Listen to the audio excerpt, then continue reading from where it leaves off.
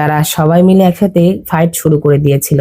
আমরা দেখতে পাই যে তারা 4 জন মিলেও সেই একজনের সাথে ফাইট করতে পারছিল না। সে যখন শাও চ্যাংকে আহত করে তখন নানিয়ান তাকে ধরে, আর তখন নানিয়ানের কাছ থেকে সেই আত্মার হৃদয় অর্থাৎ সেভেন সিন্স ম্যানুয়ালের যেই আত্মার হৃদয়টি ছিল সেটা বের হয়ে আসে। যে হৃদয়টি পাওয়াটাই গেটপা সেক্টের বাকি ছিল। গেটপা সেক্টের প্রধান তো এই একটি হৃদয় পাওয়ার জন্যই এত চেষ্টা করছিল, অর্থাৎ সে 2টা হৃদয় তো নিয়েছিল, এই একটা নিলেই সে দেবতা হয়ে যেত।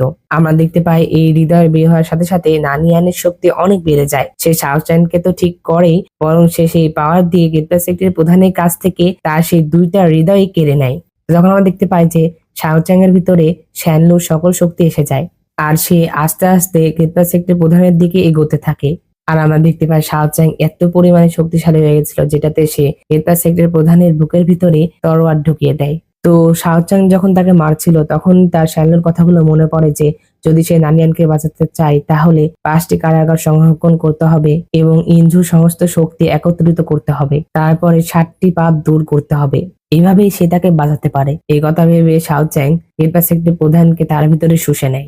আর গেটপা সেক্টর প্রধানের ভিতরে সকল মন্দ শক্তিও ছিল, যেটাতে শাও চ্যাং এর ভিতরে শ্যানলুর বলা সেই 5টি কারাগার তারপরে ইনজুর সকল শক্তি এক হয়ে যায়, যেটাতে সে এখন পুরোপুরি শ্যানলু হয়ে যায়, অর্থাৎ শ্যানলুর আবির্ভাব হয়ে যায়। তো শাও চ্যাং এর ভিতরে যখন শ্যানলু পুরোপুরি আবির্ভাব